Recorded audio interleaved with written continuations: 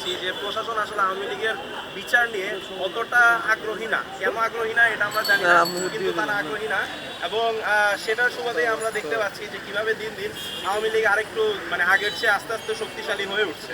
তো আমরা আগে দেখতাম যে যখন আওয়ামী লীগ প্রথম মিছিলগুলো দিত তখন এক একটা মিছিলে থাকতো 10 জন, তারা রাস্তা দিয়ে দৌড়াতো, বারবার পিছে তাকাতো, পিছে তাকে তারা কোনো মতে মিটিং তাদের মিছিল শেষ করলেই বাঁচত।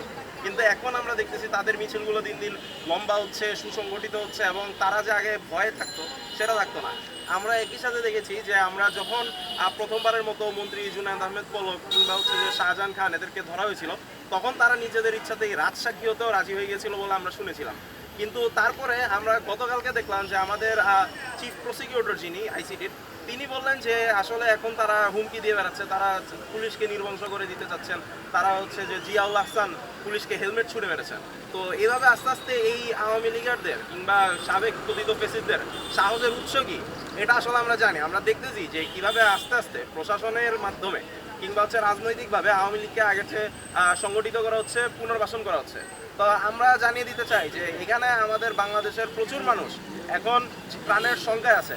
তারা অনেকেই হচ্ছে বিভিন্নভাবে আওয়ামী লীগের চোরাগুপ্তা হামলার শিকার হয়েছে, এবং আওয়ামী লীগ যদি আস্তে আস্তে শিকার হয় তারা আসলে জীবিত থাকতে পারবে নাকি এটাও একটা সন্দেহ থেকে যায়।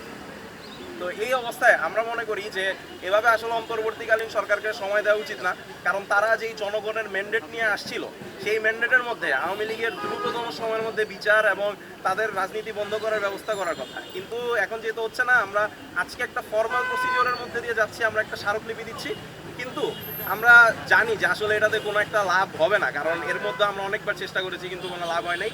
তো আমরা হচ্ছে প্রতিদিনই প্রায় কোনো না কোনো কর্মসূচি দিচ্ছি। উত্তরাতে আমরা এর আগে একটা মিছিল করেছি, আমরা লাঠি মিছিল দিয়েছি, এবং আমরা চালিয়ে যাব, এবং একই সাথে অন্য সব স্টেক হোল্ডারদের সাথে মিলে আমরা কিভাবে আরও বড় করে এবং সুসংগঠিত উপায়ে এই আন্দোলন চালিয়ে যাওয়া যায়, সরকারকে চাপ দেওয়া যায়, সেই চেষ্টা করে যাব।